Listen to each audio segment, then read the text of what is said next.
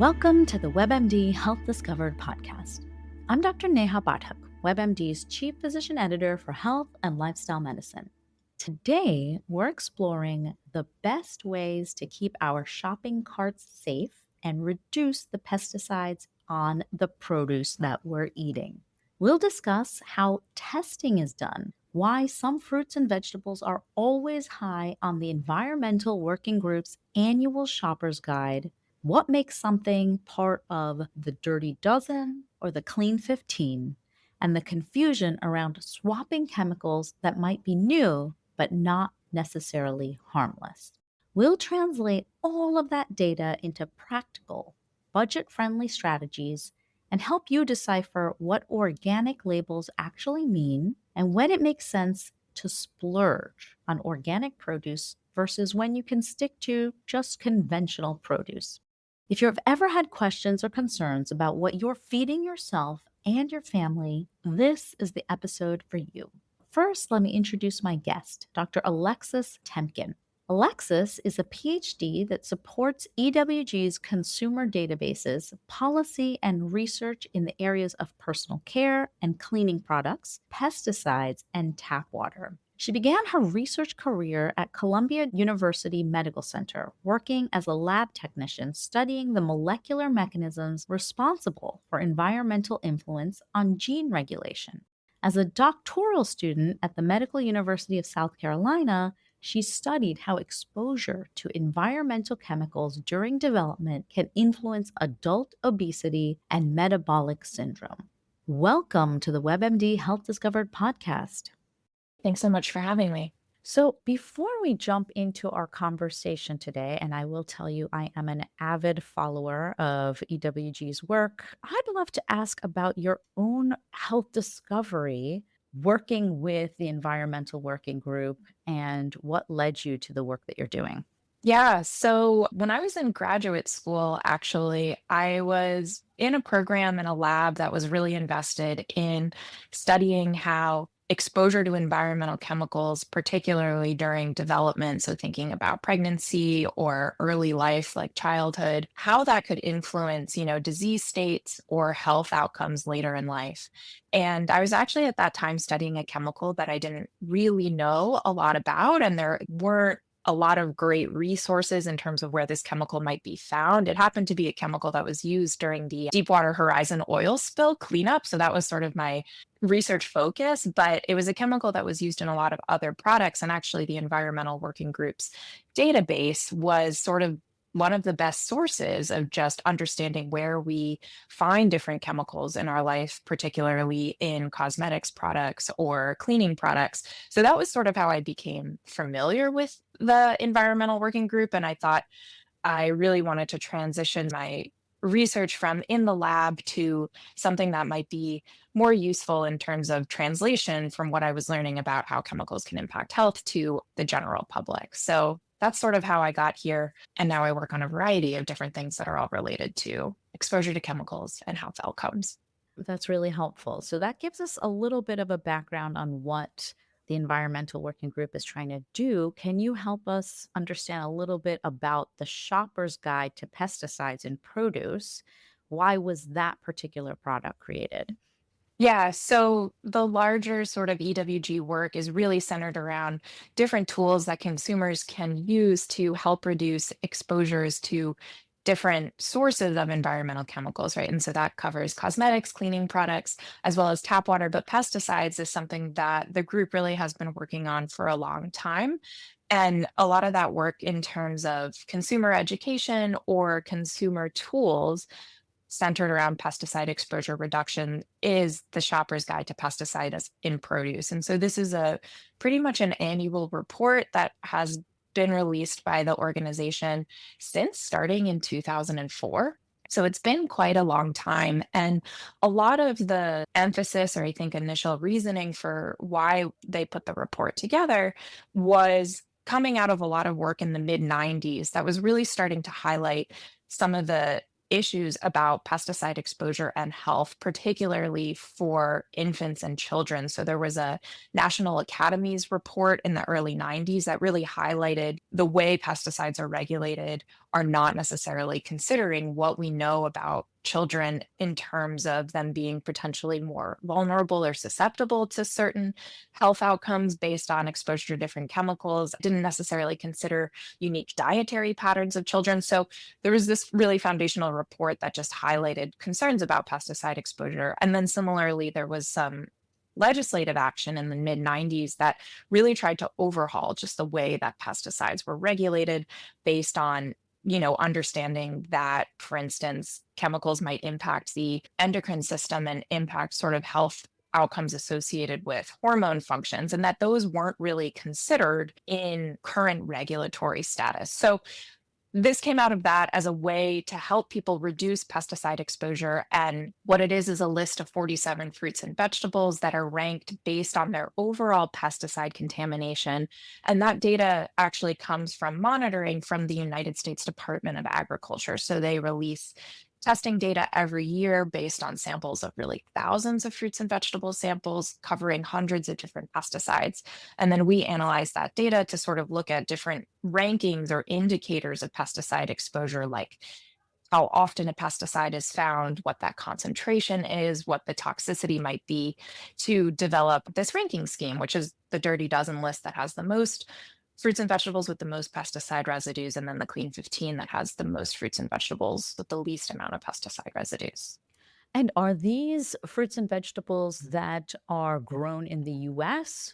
So the way that the USDA collects their data is to be sort of representative of what, shoppers or consumers are going to find on their grocery store shelves. So depending on the produce and sort of the season also that produce is collected, the sampling tries to span at least 1 year, sometimes 2 years. So if you're looking at apples, for instance, if they're collected in sort of the fall, a lot of them might be more domestic. If they're collected in other times, they might be imported. But so it's supposed to be a representation. So, and we import a lot of fruits and vegetables. So we do cover, those fruits and vegetables that come into the US from other places, but it is just meant to be what US consumers find on their store shelves. And we sort of treat those samples equally as, kind of an average or national representative sample. So then let's dig in a little to terms that I think a lot of people have probably heard about, which is the Dirty Dozen, the Clean 15. I've had a lot of friends even talk about some of the recent media coverage around, what they're going to change. So can you tell us a little bit about what is on the Dirty Dozen list? And then what are some of those fruits and vegetables on the Clean 15? Yeah. So as I mentioned, these two lists are really the sort of top end and the low end of this 47 fruit and vegetable ranking. So there are other produce that are sort of centered in the middle. And one of the reasons that the lists were created was in order to help people reduce pesticide exposure. One option is choosing organic produce all the time, for instance. Like we know that when studies sort of assess switching to a organic diet that you see these reductions in pesticide residues, but that's not really a reasonable sort of thing for everybody to do all the time, certainly. So the goal was to try to separate these lists of conventional samples of produce to the Dirty Dozen, which has the most pesticide residues. So if those are things that people are eating a lot, if they're, really like favorite foods and things like that, that the option to buy those organic when sort of accessible, possible, might be a way to reduce pesticide exposure, while as the Clean 15 are conventional produce samples that have lower pesticide residues. So by consuming those, you might not be increasing your pesticide exposure as much as consuming some of the other produce. So things that are on the Dirty Dozen are a lot of fruit items, to be perfectly honest. There's strawberries, sort of apples, peaches, cherries, and then also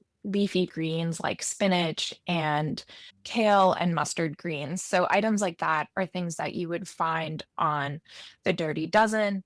And then on the Clean 15 are like pineapples, avocados, onions, mushrooms, papayas, bananas, cauliflower. So few different items of fruits and vegetables.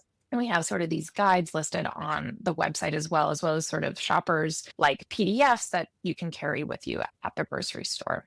So once something is on that list closer to being in terms of a conventional produce item that is a clean item in general, does that mean that it still has the potential in the future to get onto the dirty dozen list? So how is it that these changes are happening? Is it differences in farm practices?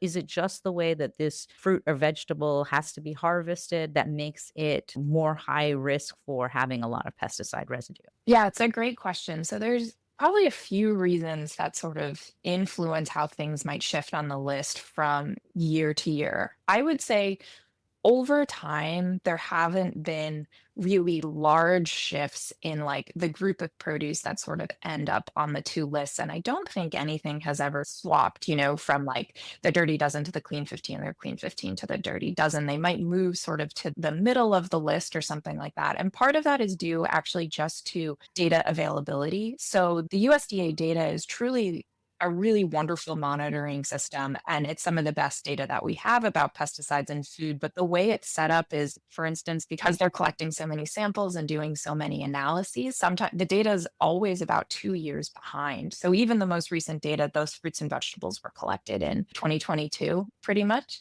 So there's a little bit of lag in data, and not every produce is collected every year. So some data might be older than others. So usually when we get new data, that might influence where something moves. But also, some fruits and vegetables are just, I think, more pesticide intensive in terms of their growing practices. They're more susceptible to certain pests. So whether or not the pesticides are the same, like we've seen shifts in different types of insecticides that are used. You might see reductions in one class, but increases in another class. That seems to be somewhat consistent overall when you're thinking about, I think, like total pesticide contamination on the different crops. So then tell us a little bit about what you mean by a toxicity scoring. So you're looking at this list, you've identified a variety of pesticides or insecticides that might be contaminating these products. What are some of those chemicals of concern? What are the big categories?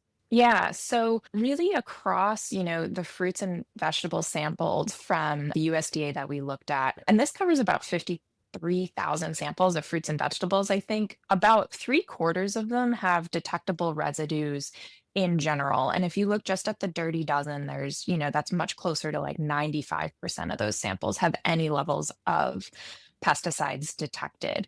And that does vary from crop to crop, but what we know, and one of the reasons why we're concerned sort of about overall pesticide exposure, is that while many of these pesticides meet the regulatory standards, so they're not exceeding those levels that are set by the EPA, there's definitely a disconnect between often the way chemicals are regulated and what some research might show in terms of health effects, like academic research where they're studying, the impact of these pesticides on animals and finding health effects that weren't necessarily considered by regulatory agencies. And that usually impacts like neurological development or typically some reproductive or endocrine hormone mediated health outcomes. So there's this disconnect there. And then also, we sometimes see that exposure in actual people. So when you have studies that actually look at either your urine or blood samples that can measure these different pesticides and then look at health outcomes,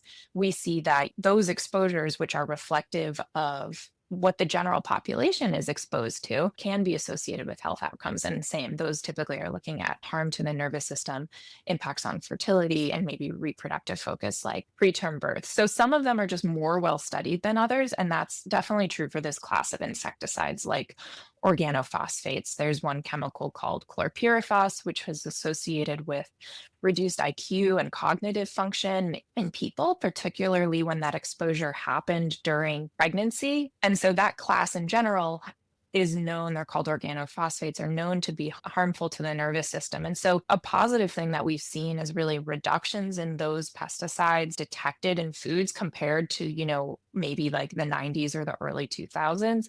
But we do see this replacement of these insecticides with other chemicals, typically called pyrethroids or neonicotinoids. And originally, they were maybe thought to be a little bit more safer, but as this science catches up with, the regulatory changes, you begin to sort of learn that there might be similar health effects associated with that. And then there's also many pesticides found in food that we have very little data for in people. We might know that they're exposed, but there haven't been these epidemiological studies to look at health effects. So in general, that's one of the reasons why we try to take this approach of how can you reduce your overall exposure while we sort of live in this world of uncertainty to some degree.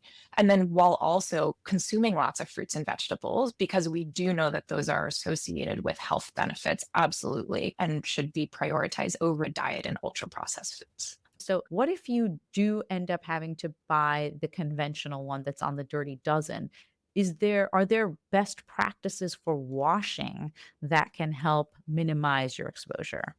So certainly none of the items on the dirty dozen should be avoided per se, right? And I think also in general that this recommendations of a variety of fruits and vegetables is also important. So certainly those items on dirty dozen shouldn't be avoided. There's also often options in the frozen section, especially for some of these fruits that are organic, might be more affordable than perhaps some of the fresh organic versions. So there's a few ways that I think consumers can work with this list to make decisions that are, centered around their choices and what they're eating and what's available at their stores. So there are also best practices, I think, for washing fruits and vegetables.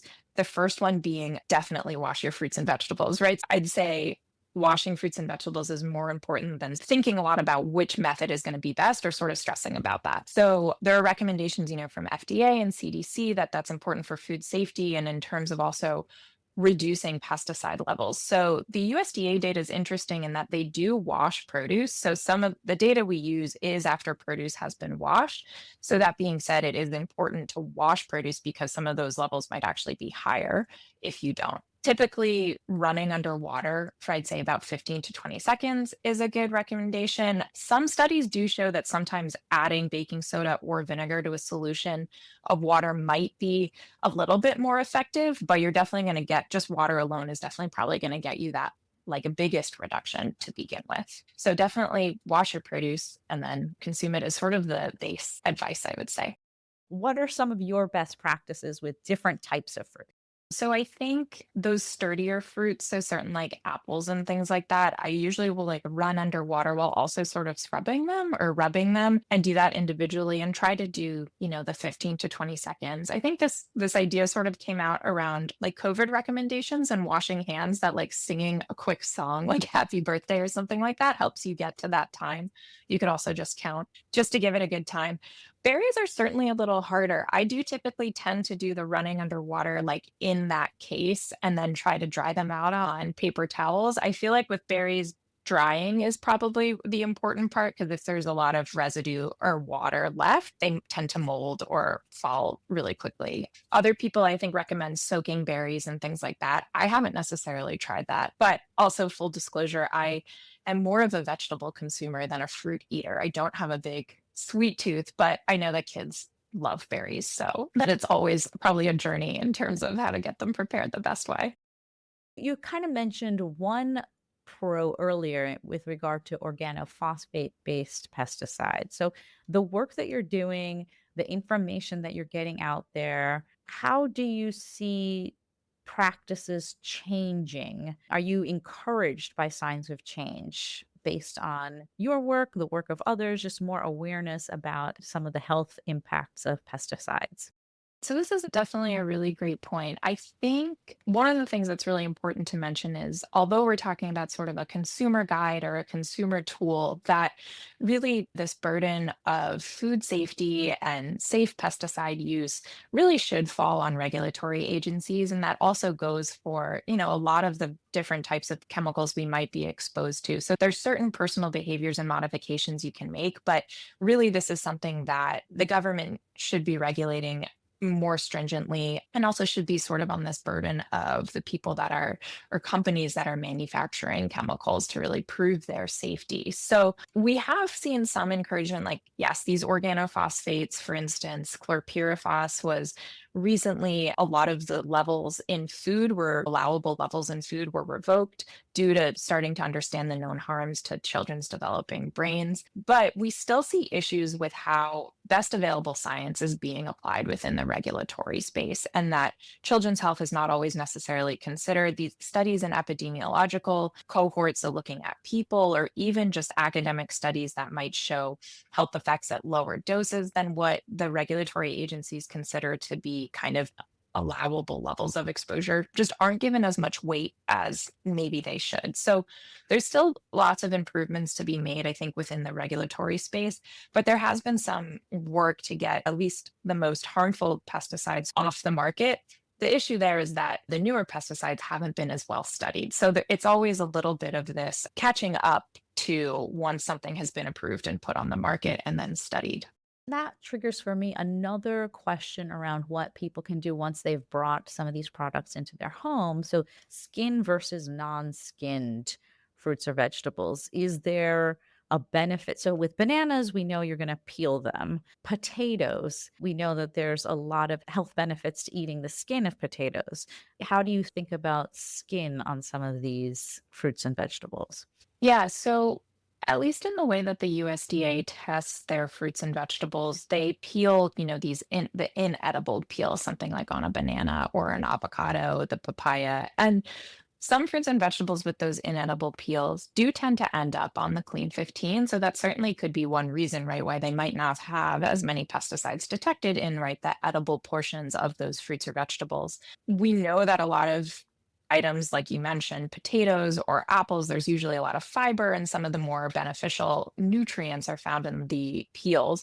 There are also studies that show peeling them can reduce pesticide levels even further. But I think this kind of goes back to the balance of consuming a lot of fruits and vegetables may outweigh the risk of some of the pesticide concerns. So I think like a good wash of skinned fruits and vegetables rather than peeling them is probably the best option. I also know some people don't really like this, peel or skin sometimes. So it does come down to preference a little bit. But yeah, I would recommend a good wash and probably keeping the skin on.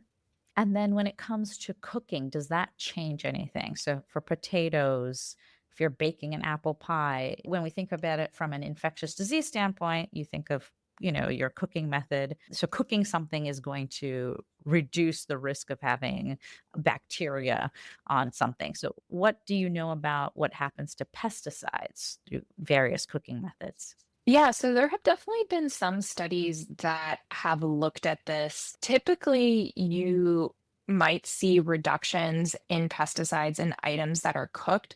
Sometimes, though, that they might lead to, for instance, like transformation products or something like that with heat that necessarily aren't measured or detected or fully understood their toxicity. One other item, for instance, like potatoes, this is a instance where sometimes when they're fried, they can produce another sort of byproduct that has potentially carcinogenic properties. So, from one of the pesticides that are on there. So, I think it's probably a world where we're not totally sure for all pesticides, especially just because there's so many of them. But in many cases, a lot of them are reduced by cooking. And so for items that you eat raw, that might also be a consideration potentially for purchasing organic items. We do see, I think there have been a couple studies though, that even with potato consumption, which are probably always consumed cooked to some degree, you can see measurable levels of this one pesticide called chlorprofam, which is really common on potatoes. It actually prohibits the sort of sprouting of potatoes during storage, and it's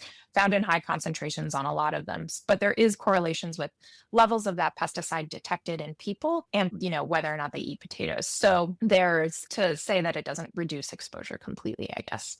This has been such a helpful conversation. I really, really appreciate your time. I'd love to give you the final few moments for one, information about how people listening can access the full guide and your tips on the best ways to use your guide in everyday life. Yeah, so ewg.org/food news is where you can find the guide, as well as the Dirty Dozen, the Clean 15 list, and just a lot more information in general about pesticides and which pesticides are found on which fruits and vegetables, and also get those little pocket guides so you can take it to the grocery store with you. And again, the best way to use this guide is in a way that you already shop. So, thinking about consuming a lot of fruits and vegetables in your diet is definitely first and foremost. Items on the dirty dozen, if they're purchased a lot, or really, favorite foods, or maybe during these sensitive windows of development. So, thinking about pregnancy or early life, considering buying those options organic as accessible might be a way to reduce pesticide exposure. And then items on the Clean 15 are conventional items that are lower in pesticide residues. So maybe not necessarily needing to buy organic versions. When those are available, consuming those can maybe not increase your pesticide exposure as much. That's really, really helpful. And I want to thank you again so much for your time. Thank you so much. This was a great conversation. My key takeaways from this discussion are number one, certain types of produce like strawberries, spinach, apples routinely carry the most pesticide residue. It's useful to use tools like EWG's target list to help you make the best choices for you and your family when it comes to the types of produce you're buying. Finally, regulations often lag behind the science. This means that personal choices do matter, and using tools like EWG's Shopper's Guide can help us minimize our exposure to certain chemicals while we're still maintaining a healthy, plant rich diet filled with delicious fruits and vegetables. To find out more information about Alexis Tempkin, the EWG, and their work, make sure to check out our show notes. Thank you so much for listening. Please take a moment to follow, rate, and review this podcast on your favorite listening platform. If you'd like to send me an email about topics you're interested in or questions for future guests, please send me a note at webmdpodcast@webmd.net. This is Dr. Neha Pathak for the WebMD Health Discovered podcast.